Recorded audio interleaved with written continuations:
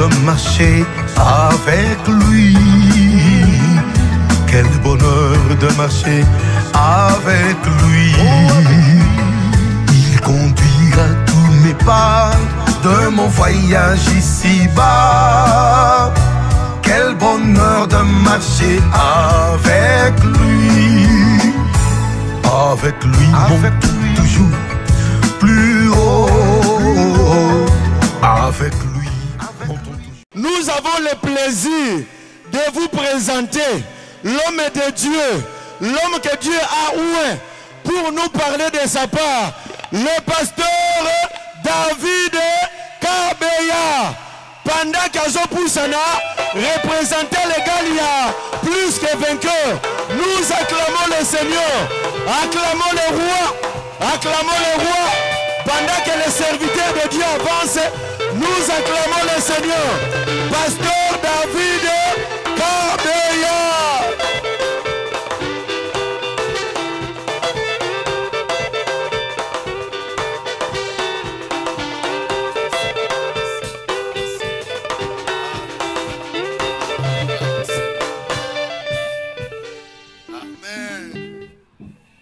Lui qui est le maître de temps et des circonstances. Et il a trouvé mieux qu'aujourd'hui nous puissions porter la cruche d'eau. Nous prenons nos Bibles, Luc chapitre 5. Luc chapitre 5 verset 1 à 11. Comme Jésus s'est trouvé auprès du lac de Génézareth et que la foule se pressait autour de lui pour entendre la parole de Dieu, il vit au bord du lac deux barques d'où les pêcheurs étaient descendus pour laver leurs filets. Il monta dans l'une de ces barques qui était à Simon et il le pria de s'éloigner un peu de terre. Puis il s'assit et de la barque il enseignait la foule. Lorsqu'il eut cessé de parler, il dit à Simon: avance en pleine eau et jetez vos filets pour pêcher. Simon lui répondit: Maître, nous avons travaillé toute la nuit sans rien prendre, mais sur ta parole je jeterai le filet. L'ayant jeté, ils prirent une grande quantité de poissons et leur filet se rompait. Ils firent signe à leurs compagnons qui étaient dans l'autre barque de venir les aider. Ils vinrent et ils remplirent les deux barques au point qu'elles enfonçaient. Quand il vit cela, Simon-Pierre tomba aux genoux de Jésus et dit: Seigneur, retire-toi de moi parce que je suis un homme pécheur. Car l'épouvante l'avait saisi, lui et tous ceux qui étaient avec lui, à cause de la pêche qu'ils avaient faite. Il en était de même avec Jacques et de Jean, fils de Zébédée, les associés de Simon. Alors Jésus dit à Simon: ne crains point, désormais tu seras pêcheur d'hommes. Et ayant ramené les barques à terre, ils laissèrent tout et le suivirent. Nous prenons le livre des psaumes chapitre 66.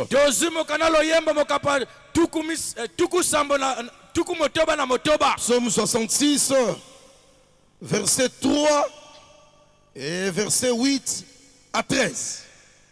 Psaume 66. Verset 3 et verset 8 à 13. Nous lisons la parole toujours au nom de Jésus. Dites à Dieu que tes œuvres sont redoutables.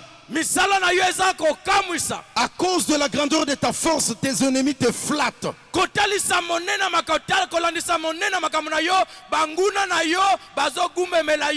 Verset 8. Peuple, bénissez notre Dieu. Faites retentir sa louange. Il a conservé la vie à notre âme. Et il n'a pas permis que notre pied chancelle. Car tu nous as éprouvés, oh Dieu. Tu nous as fait passer au creuset comme l'argent.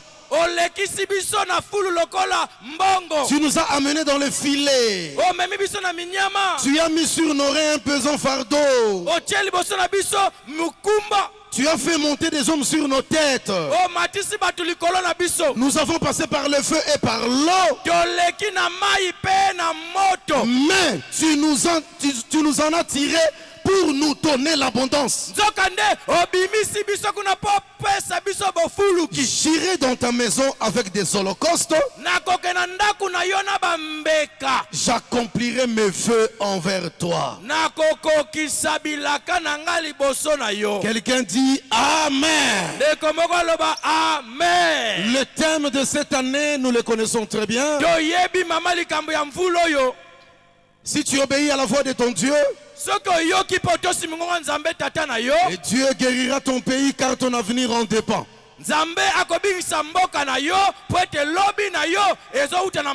Et en ce premier dimanche qui commence la clôture de l'année pour ce dernier trimestre,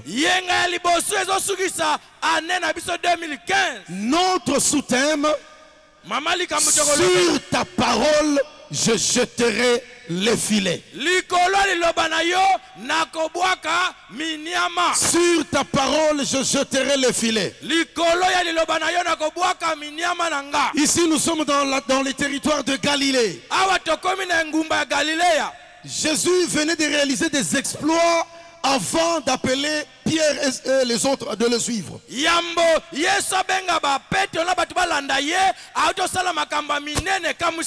Après son baptême rempli du Saint-Esprit, il est allé au désert. 40 jours après, il a été tenté et il a vaincu le diable. Il est sorti du désert, il est allé à Capernaum. Il prêchait avec puissance de telle sorte que sa renommée s'est répandue partout. Il est revenu à Nazareth. Le jour du sabbat, il prit le livre dans la synagogue. Il ouvrit là où Esaïe avait écrit comme prophétie. L'Esprit du Seigneur est sur moi. Et il m'a oint pour annoncer une bonne nouvelle aux pauvres. Pour guérir ceux qui ont le cœur brisé. Pour apporter la délivrance aux captifs. Renvoyer libre les opprimés. Pour guérir ceux qui ne voient pas, qui lui retrouvent la vue. Et en fin de compte, pour publier une année de grâce du Seigneur. Ceux qui ont écouté le discours de Jésus, ils l'ont chassé de Nazareth. Jésus est retourné au territoire de Galilée dans la ville de Capernaum. Il a encore fait des miracles. Il a guéri un possédé. Il a guéri la belle-mère de Simon. Il a guéri plusieurs cas compliqués qui étaient venus vers lui. Le soir, il est allé à la prière. Et le matin, le voilà devant le lac de Génézareth. Jésus devant la foule pour annoncer la parole. Au bord du lac Génézareth. Alors que tout le monde se pressait pour écouter la parole, Jésus au bord du lac vit deux barques. Il en choisit une qui appartenait à Simon. Il y avait deux barques. La barque de Simon, la barque de Jacques et André, de Jean et Jacques. Mais il entre dans la barque de Simon. Il a vu Simon pour lui demander: est-ce que tu peux avancer un peu au loin de la terre? Et à partir de là, il commençait à enseigner la foule. Les pêcheurs étaient là en train de laver leur filet parce qu'ils ont travaillé toute la nuit sans rien gagner. Bien aimé dans le Seigneur, Jésus est là devant le lac. La foule voulait écouter la parole. Jésus a choisi la barque de Simon. La première chose que nous devons retenir, Jésus veut faire un travail. Jésus veut faire un travail. Jésus veut parler du royaume à la foule. Mais il commence par choisir la barque de Pierre. Toi, tu es celui que Jésus a choisi pour que par ton canal que les hommes entendent la parole. Si Jésus était au bord du lac et devant la foule, il n'avait que deux objectifs. Le premier objectif, annoncer le royaume des cieux. Et le deuxième objectif, faire de Pierre et des autres les instruments puissants du royaume des cieux. Mais Jésus a commencé par choisir la barque de Pierre. J'ai dit à quelqu'un cet après-midi, Jésus a choisi ta vie pour faire de grandes choses dans ta famille. Jésus a choisi ton travail pour t'amener à la richesse. Jésus a choisi ta maison pour servir de lumière dans les quartiers. Je parle à quelqu'un ce soir. Tu es celui que Jésus a choisi. Tu es celui que Jésus a choisi. Tu es celui que Jésus a choisi. Et parce qu'il t'a choisi, ta vie ne sera pas la même. Ta vie ne sera pas la même. Ta vie ne sera pas la même. Quelque chose de nouveau arrive.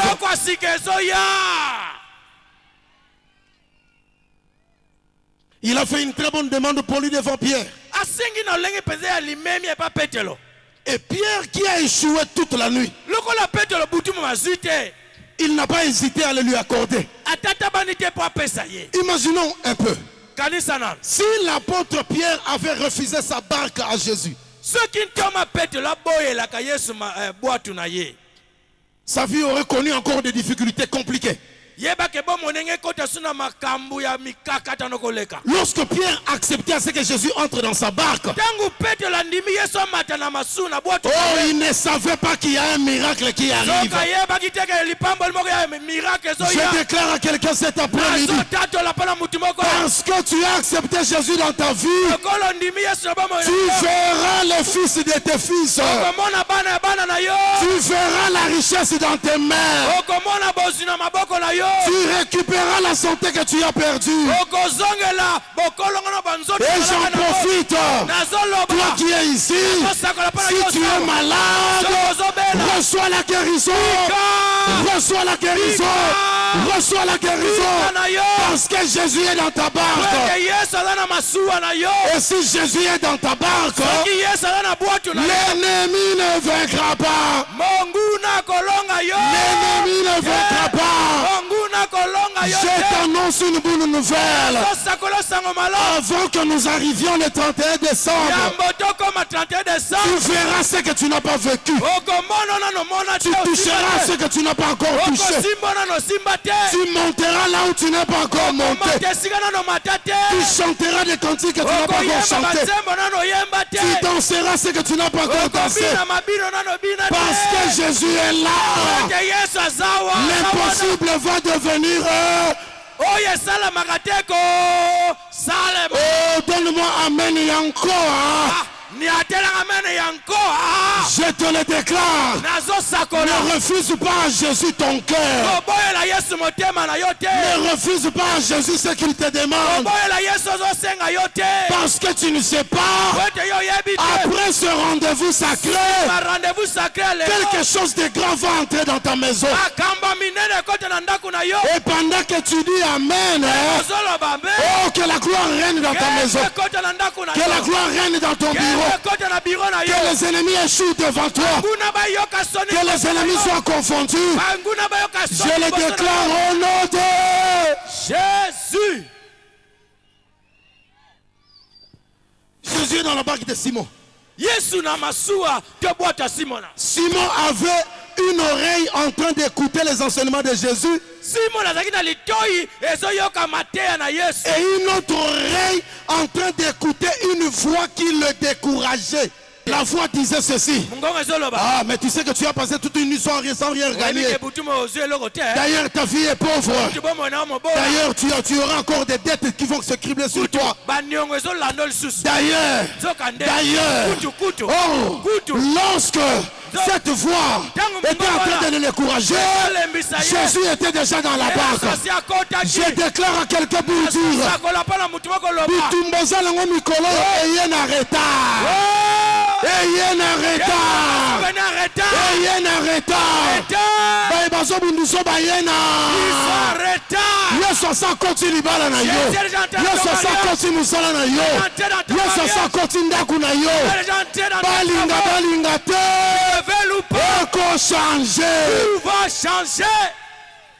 Lorsqu'on accepte la demande de Jésus, lorsque tu dis oui à Jésus, tous les noms du diable sont nuls.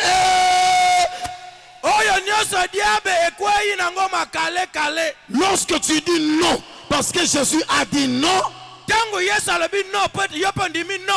que le diable cherche chez toi, il ne l'aura jamais. Pierre a accepté de donner à Jésus sa barque. Accepte de céder ton foyer entre les mains du Saint-Sauveur. Accepte de recommander tes enfants entre les mains du roi de gloire. Le problème qui te dérange, c'est un problème à tes yeux, mais c'est une échelle par laquelle Jésus va se manifester. Jésus va se manifester.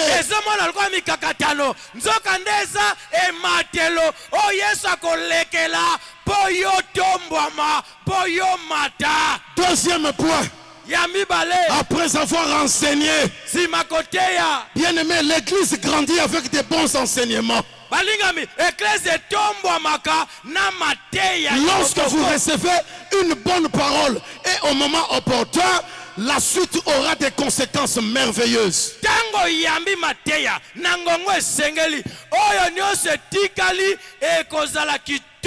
Bien-aimé dans le Seigneur, Jésus a pris du temps pour enseigner la foule.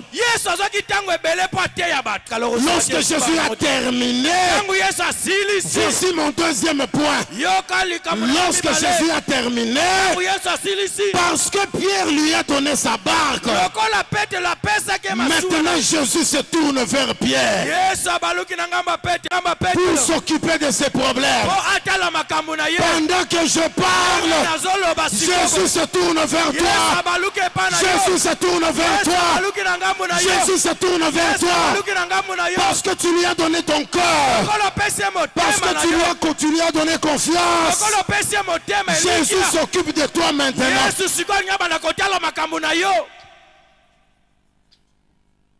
Est-ce qu'il y a quelqu'un qui croit que Jésus est en train de s'occuper de lui maintenant? Et si qu'on vend tombola maboko mibale, loba ya Yesu katalika munanga ye. Ya Yesu katalika. Tout ce que je sais, les combats existent, les problèmes existent, les difficultés arrivent, les ténèbres peuvent être là, les complications dans la marche. Mais je sais aussi, malgré ces choses, nous sommes plus que... Qu'est-ce qui te séparera de l'amour de Christ? Jésus est déjà dans ta barque. Jésus s'occupe déjà de tes fiançailles. D'ailleurs, après ce rassemblement, Pierre a écouté la parole, mais les problèmes des poissons, ça dérangeait son cœur. Jésus donnait de bons conseils à la foule. Pierre les écoutait, mais son problème, les poissons. pouvons être dans une assemblée de prière. Le pasteur est en train de prêcher la parole. Les adorateurs chantent à l'honneur du Seigneur. Mais il y a quelqu'un parmi nous qui est encore distrait. Pendant que les autres chantent, il est encore distrait. Pourquoi? Son problème, parce que l'ibal est oumel. La prédication a eu lieu. Les amis chantent et témoignent. Mais il y a quelqu'un dans la foule. Il chante avec amertume. Il chante avec découragement. Il sait qu'il est dans la présence du Seigneur. Tout cela pourquoi? Poisson. C'est vrai, tu as un problème de poisson. Mais si tu laisses à Jésus le contrôle de ta vie, tu auras plus que le mariage. Tu auras plus que le voyage. Tu auras plus que les poissons. Tu auras plus que l'argent. Je le déclare au nom de Jésus. Maintenant, Jésus s'est tourné vers Pierre. Il a beaucoup parlé à la foule. Maintenant, il s'est tourné vers Pierre. Écoute la recommandation du Seigneur. Bien aimé, le succès n'est pas gratuit. Être élevé dans la vie, ce n'est pas gratuit. Ça nous exige de payer le prix. Je prends un exemple. Moïse est parti, Josué était là devant le peuple d'Israël. Écoute Dieu dire à Josué, mon serviteur Moïse est mort. C'est toi qui mèneras ce peuple à la terre que j'ai promise à donner à leur père. Je te donne une promesse. Avant que tu ne commences les combats, nul ne tiendra devant toi tant que tu vivras. Maintenant, pour le succès, Dieu lui dit que ce livre de la loi, que cette parole ne s'éloigne point de ta bouche, ne s'éloigne point de nos bouches. Méditons-le jour et nuit, pratiquons selon ce qui est prescrit. C'est alors que tu auras du succès et tu réussiras dans toutes tes entreprises. D'abord, la parole. Le miracle était dans la barque avec Jésus. Mais il y avait une condition à remplir. Pierre, toi, avance en eau profonde. Deuxième recommandation, et jetez vos filets. Faisons une étude analytique, théologique, grammaticale. Dieu n'a pas besoin de chercher des mots pour s'exprimer. Lui-même est la parole par l'excellence. Chaque mot dans la Bible a sa place. Et chaque parole est expliquée par la parole de Dieu. Écoutons bien la première recommandation. Toi, Pierre, avance. Jésus n'avait pas dit avancer, non. Il dit toi le leader, toi le chef, avance. Je te dis ce soir, même si tout le monde t'abandonne, avance dans la prière, avance dans la foi, avance dans l'attachement à Jésus. Les autres vont suivre après. Même si ta femme ne veut pas prier, toi papa avance. Ce n'était pas aux autres d'avancer, c'était à Pierre le leader. Pierre avance. Chef de famille avance. Ami parmi les amis avance. Sœur parmi les autres sœurs avancent. Qui t'a découragé à la prière? Pourquoi ta vie de foi a baissé? Qu'est-ce qui est plus grand que ce que Jésus a fait à la croix? Comment tu commences à utiliser des paroles négatives contre ta vie? Là où tu as des problèmes, ta vie ne s'arrête pas là. Avance dans la vie de prière intense. Continue à déclarer jour et nuit. Même si les ténèbres règnent, elles ne régneront pas toujours. Même la sagesse française dit ceci. Aussi longue que sera la nuit, le jour finira par se manifester. Qui t'a dit de fuir la prière? Tu faisais des jeûnes et prières seul une fois la semaine. Où en es-tu aujourd'hui? Parce que tu as entendu à gauche, on se moque de toi. À droite, on t'attaque. Qui t'a dit de te décourager? Il faut que tu sois profond avec le Seigneur. Abandonne cette vie de superficialité.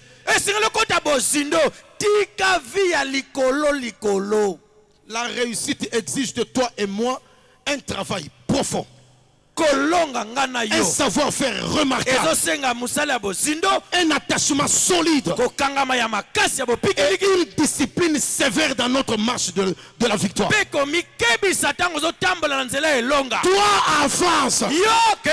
Si ton mari ne veut pas prier, maman, toi avance. Et lorsque tu arriveras à la profondeur, tu les appelleras pour jeter le filet. Pierre a obéi. L'obéissance vaut mieux que le sacrifice.